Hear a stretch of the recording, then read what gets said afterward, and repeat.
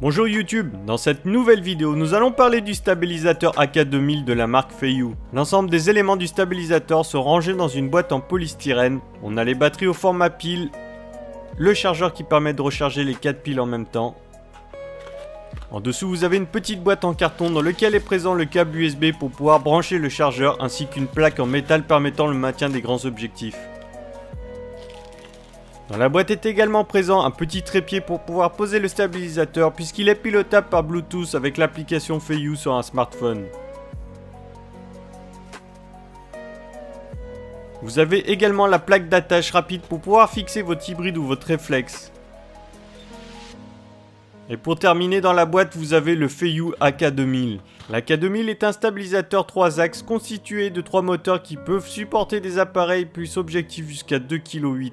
Il est donc capable de supporter une grande majorité des hybrides et des réflexes. Et si vous souhaitez porter une caméra plus lourde, il faudra vous orienter vers l'AK4000.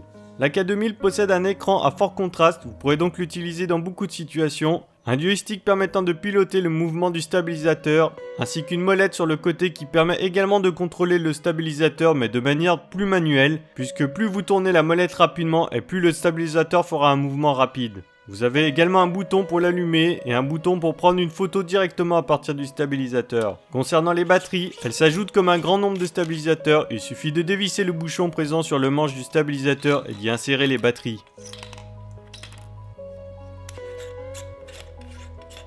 Il faudra ensuite fixer votre appareil, hybride ou réflexe, sur l'attache rapide. Pour effectuer cette manipulation, je vous conseille de poser le stabilisateur sur une table à l'aide de son trépied. Positionnez l'attache rapide sur le stabilisateur et comme tous les stabilisateurs, il faudra configurer les 3 axes pour que votre appareil tienne en équilibre. Cette manipulation évitera de faire trop forcer les moteurs lors de leur allumage, ce qui leur permettra d'avoir une durée de vie plus longue.